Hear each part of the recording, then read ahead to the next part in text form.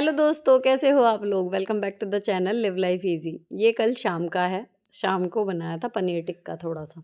अभी बच्चे अम्मा के यहाँ से आए नहीं हैं तो हमने अभी ना थोड़ा सा बना लिया और इसी में हम कल दोबारा मतलब सेम पनीर एक्स्ट्रा बना के रख लिया है और फिर इसमें कल हम दोबारा से बनाएंगे।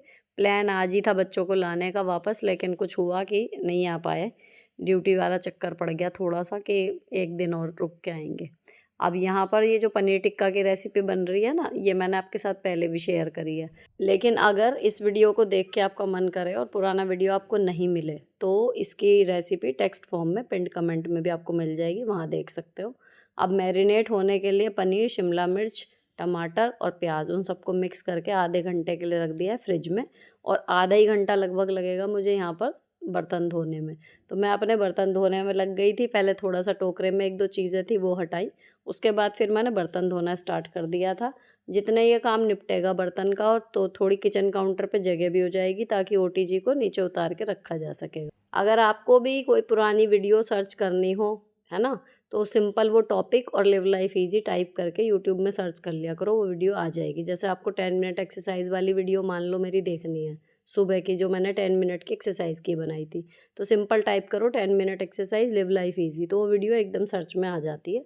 तो कोई रेसिपी सर्च करनी हो इसी तरीके से कि paneer tikka recipe live life easy, तो पनीर टिक्का की जो मैंने रेसिपी डिटेल में बताई होगी ना, वो वीडियो आपके पास आ जाएगी।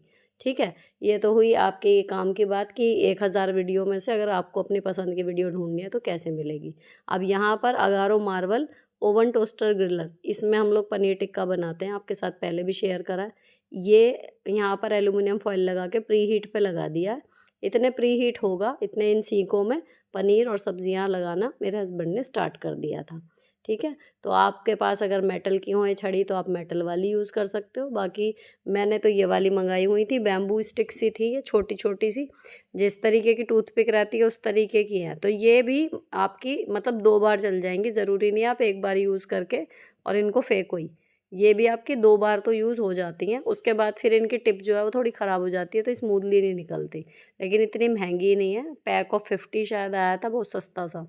इसमें लगा के ये 3 छड़ के बराबर सामान है, क्योंकि हम दोनों ही हैं, बस उतना ही है, तो थोड़ा सा इसी के साथ मतलब रोटी भी खा लेंगे, इस तरीके से है। और ये 3 मतलब हमारी स्टिक रेडी हो गई। उधर ओवन प्री हीट हो गया और यहाँ जो इसकी रैक है उसके ऊपर मेरे हस्बैंड ने तीनों छड़ जो है वो लगा दी। अंदर गर्म हो रहा है काफ़ी, तो फोर्क की मदद से उनको थोड़ा सा डिस्टेंस बना लिया और उसके बाद इसको ऑन कर दिया। ठीक है। अब हमारा काम ख़त्म। उधर जनगणना का काम भी अब समाप्ति की ओर है, तो जो कंप्लीशन वाला प्रमाण पत्र एक जमा करना है उसका प्रिंट आउट मेरे हस्बैंड निकाल रहे थे लैपटॉप से। और इधर मैं यहाँ पर आटा गूँथ रही हूँ रोटी के लिए। तो थोड़ा थोड़ा सा काम वो भी, उनका भी चल रहा है, मेरा भी चल रहा है, और साथ में एक्स्ट्रा काम जो हमारे होते रहते हैं वो भी चल रहे हैं। अब ये है कि इतने टिक्का सिकेगा उसके बाद ही मैं रोटी सेकूँगी। 4 रोटी सिकनी है, गरम गरम अपना फटाफट सिक जाएंगी, तो पहले ये रेडी हो जाए। इतने में इधर उधर थोड़ा बहुत जो सामान अगर कुछ इधर उधर है, या एक आध कमरे की डस्टिंग है, या फिर लॉन्ड्री का लोड है, आज मैंने लगाया नहीं है तो कल वाले कपड़े मुझे तय करने, तो मैं इतने वो करती घूम रही थी। फ़ोन यहाँ पर रखा हुआ था तो यहाँ पर कुकिंग वाला ये पार्ट शूट हो रहा था। अब ये टिक्का निकाल लिया है, इसे छड़ में से निकालेंगे तो काफ़ी हद तक मैरिनेशन की वजह से इसमें टेस्ट आ जाता है। बाकी थोड़ा सा हमें ऊपर से भी इसमें स्प्रिंकल करना होएगा। ये वाली रेसिपी ना मुझे अच्छी इसलिए लगती है, मतलब मैं भी बना लेती हूँ, मेरे हस्बैंड भी बना लेते हैं। पहली चीज़, इसमें इन्होंने बेसन रोस्ट करके डाला और टेस्टी लग रहा था। दूसरा, इसी को ही आप थोड़ा सा और ग्रेवी वाला बना लो तो एक कढ़ाई पनीर की तरह की रेसिपी बन जाती है। और अगर आप इसको स्नैक के तौर पर रखना चाहो तो वो भी बन जाएगा। अब इसमें कच्ची प्याज और थोड़ा सा चाट मसाला और ये डली इसमें क्रीम, तो ये बिल्कुल बढ़िया एकदम डिवाइन टेस्ट बना था इसका। और अब ये मिक्स करते ही मुझे बहुत तेज़ भूख लग रही थी इस टाइम पे, तो पहला फोर्क बना के मेरे हस्बैंड मुझे टेस्ट करा रहे हैं कि लो खाओ। तो आजकल मौज आ रही है, कभी केक, कभी पनीर टिक्का, कभी कुछ मिलता जा रहा है, और बहुत ही यम्मी बन रहा था, बहुत ही यम्मी। उसके बाद इन्होंने खाया। अभी हमने ना प्लेन ही एक एक बाइट ऐसी खा ली है, लेकिन इसके साथ पीसी थी चटनी, ये भी खट्टी करके दही वाली पीसी थी। तो ये दोनों चीज़ रेडी हो गई। मेरे हस्बैंड का काम अब ख़त्म किचन से, मेरा काम शुरू। अब मैं सेक लूँगी रोटी। तो हम दोनों की 4 रोटी सिकनी है। उसके बाद मैंने फटाफट से खा के क्लीनिंग कर दी थी, क्योंकि मुझे सुबह मेरा प्लान है कि मैं जल्दी उठ के कल ऊपर की सफाई करूँगी। अगर सुबह उठने में लेट हो जाओ ना तो फिर लगता है कि भूख लग रही है, पहले नाश्ता कर लेते हैं नीचे की सफाई करके, या ऊपर गर्मी हो गई तो इस वजह से फिर कई बार मिस हो जाता है। तो अब ये काम फटाफट निपटा के सो गए थे। अब अगले दिन का आपको दिखाती हूँ। अगले दिन सुबह मेरी किस्मत भी इतनी अच्छी रही कि अगले दिन मौसम जो था ना वो काफ़ी प्लेजेंट सा रहा। हवा चल रही थी और मैं मतलब सुबह जल्दी उठ के लग गई थी, क्या ताकि मेरा समय से काम निपट जाए। अगर सुबह नॉर्मल भी रहता है मौसम तो 8 साढ़े 8 तक ये वाले छज्जे पे धूप आनी स्टार्ट होती है। तो उससे पहले मेरा प्लान था कि उससे पहले मैं अपनी सफाई जो है वो कर लूँ, ताकि गर्मी और थकान जो है वो मुझे कम लगे। ठीक है, तो अब मैंने यहाँ पे जो शुरू करा ना, अब मैं इतना ज़्यादा प्लानिंग करके क्यों चल रही हूँ। डेली एक पोर्शन मैंने आपके साथ दिखाया था कि मैं शेयर करती हूँ, उसमें तो 15-1 मिनट लगते हैं, लेकिन मतलब महीने में एक बार तो ज़्यादा हो जाएगा, लेकिन 15 दिन में एक बार मैं कहूँगी ज़रूरत पड़ती है। पौधों की जो भी डेड सेल्स होती हैं, डेड पत्तियाँ होती हैं, इनकी जड़ें कहीं जो खरपतवार है वो उग गई है, डैमेज हो गई हैं, गर्मी की वजह से पत्तियाँ झुलस गई हैं, वो सब चीज़ें ना, मतलब मैं, मेरे हस्बैंड पानी डालने की ज़िम्मेदारी उनकी ही है ज़्यादातर। मैं, अगर मुझे टाइम होता है मैं डाल देती हूँ, नहीं होता मैं नहीं डालती। लेकिन वो ध्यान रखते हैं कि कोई पौधा एटलीस्ट ये है कि सुंदर ना लगे, ये सूखी पत्तियाँ उसमें हटें ना हटें, लेकिन एटलीस्ट पानी टाइम पे मिलता रहे ताकि कोई पौधा मरे नहीं। तो ये ज़िम्मेदारी वो रखते हैं अपनी बहुत अच्छे से निभा के। लेकिन जिस दिन मैं अपना करती हूँ तो मैं सिवाय पानी डालने के, मेरा लुक पे ध्यान रहता है कि इनके जितने भी और परेशानी भी है पौधों की वो दूर हो जाए। तो अभी ये वाला जो पाम ट्री है, इसकी पत्तियाँ इतनी मुश्किल से कटती हैं कटर से, छोटा वाला ही है क्योंकि नॉर्मल, लेकिन बहुत ही मुश्किल से कटती भी हैं और बहुत ज़्यादा चुभती भी हैं। तो जिस दिन भी ये करते हैं उस दिन हाथ में चोट लगती ही लगती है, 2-3 जगह इसकी पत्तियाँ चुभ जाती हैं, लेकिन एक दिन तो करना ही है, तो वो वाला है। अब आज मेरा प्लान यही है। अब ये जो इनकी पौधों की ख़राब चीज़ें निकालने वाला प्रोसेस होता है ना, इसमें आप, जो लोग गार्डनिंग का शौक़ रखते होंगे, उनको अगर वो डेली करते हैं तो शायद इतना टाइम नहीं लगता हो, लेकिन एक अंदाज़ा मैं अपना बताऊँ, जैसे मैं कहती हूँ कि हर टाइम मैं मतलब काम को नाप के करती हूँ कि कितना काम में टाइम लग रहा है मेरे। तो अगर इस काम के टाइम की बात करूँ ना, तो लगभग 1 घंटा पूरा लग जाता है, इससे ऊपर ही लगेगा, नीचे नहीं लगेगा। इस सारे प्लांट्स को एक बार सही से साफ़ करने में, कि जो भी उनमें एक्स्ट्रा चीज़ें हो गई हैं उनको हटाना। अब तुलसी जी जो हैं वो भी काफ़ी ना फैल सी गई थी, और जो उसमें सूखी पत्तियां हैं गर्मी की वजह से थोड़ी ड्राई हो गई हैं, वो भी हो रही थी, तो ऐसी सी हो रही थी। फिर मैंने इनको एक जगह समेट के पहले बांधा है, वो क्लिप शूट नहीं करी, मतलब फ़ोन उधर रखा हुआ था छज्जे पे ट्राइपॉड पे, तो मैंने इन्हें देखा तो मैं सीधे लग गई काम में, और उसके बाद मैंने इन्हें बांध के अच्छे से, अब ये सीधी सी खड़ी भी हो गई हैं और देखने में सुंदर लग रही हैं। उसके बाद फिर मैं एक एक पौधे में लगती गई। जब इस तरीके से खरपतवार आप हटाते हो ना पौधों की, तब आपने भी फील करा होगा, ये सिर्फ ये नहीं है कि गार्डनिंग में हम पौधों को सुख पहुंचा रहे हैं, इसीलिए गार्डनिंग को कहते हैं कि हॉबी अगर चुननी हो तो बेस्ट है। इसमें जब आप लिटरली आप इनकी सूखी पत्तियां हटा रहे होते हो, है ना, इनका जो भी डेड पार्ट है वो अलग हटा रहे होते हो, या फिर इनकी थोड़ी सी कटाई छटाई कर रहे होते हो, तो एग्जैक्टली हम कर क्या रहे हैं कि थोड़ा सा उनका कुछ हिस्सा कट के गिर रहा है, अलग हो रहा है, पुराना हिस्सा छूट रहा है, लेकिन एक्चुअली वो उनके लिए बेहतर होता है। तो सेम जब मैं ये करती हूँ ना हर बार, तो मुझे ऐसे ही लगता है कि इंसानों के साथ भी सेम चीज़ ही होती है, लेकिन हम एक्सेप्ट नहीं कर पाते उस चीज़ को कि हाँ ऐसा हो रहा है। अब जो इनके काम का नहीं है, या ज़बरदस्ती उग गया है इनके आसपास, या फिर मान लो दूसरा पौधा ही है, लेकिन वो जो मेन हमारा पौधा लगा हुआ है गमले में, उसकी ग्रोथ को ख़राब कर रहा है ना, लेकिन हम मोह की वजह से उसको छोड़ नहीं रहे। मिट्टी में दोनों चीज़ें पकड़ी हुई हैं, और एक टाइम ऐसा आ जाता है कि जो हमने नहीं लगाया, जो खरपतवार वाला पौधा है, वो हमारे मेन पौधे को खाना शुरू कर देता है। होता है ना ये चीज़, तो सेम चीज़ वही है। अब देखो किसी किसी की जड़ इतनी मजबूत है कि मुझे पूरी जान लगानी पड़ रही है।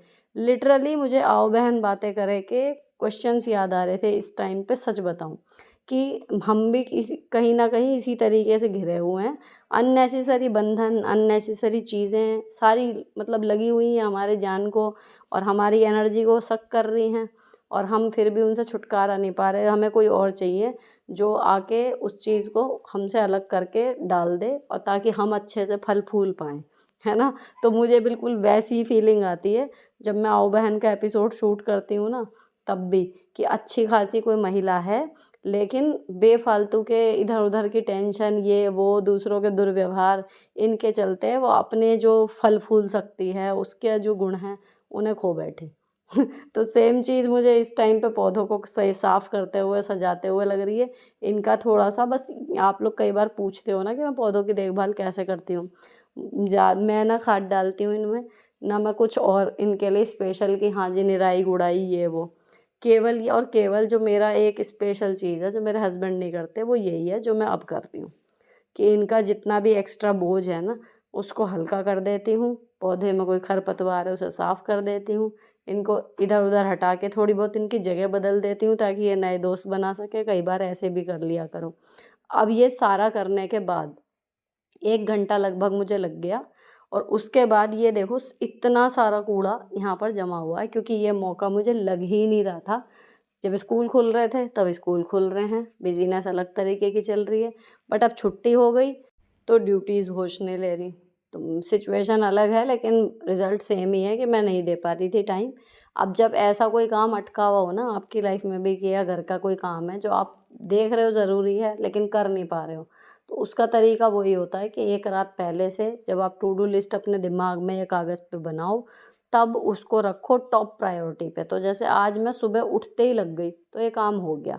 तो जो भी आपका ऐसा अटका हुआ काम है ना, तो अभी दिमाग में अगर ये वीडियो देख के आ रहा हो कि हाँ मेरे, या तो पॉज़ कर लो और सोचो कि कौन-सा काम ऐसा है जो आपका भी इस तरीके से अटका हुआ है, ठीक है? अब उसको जैसे ही मौका मिले या फिर कल सुबह उसको सबसे पहले करने की कोशिश करना, अगर वो इस नेचर का है कि सुबह-सुबह हो सकता है, ठीक है?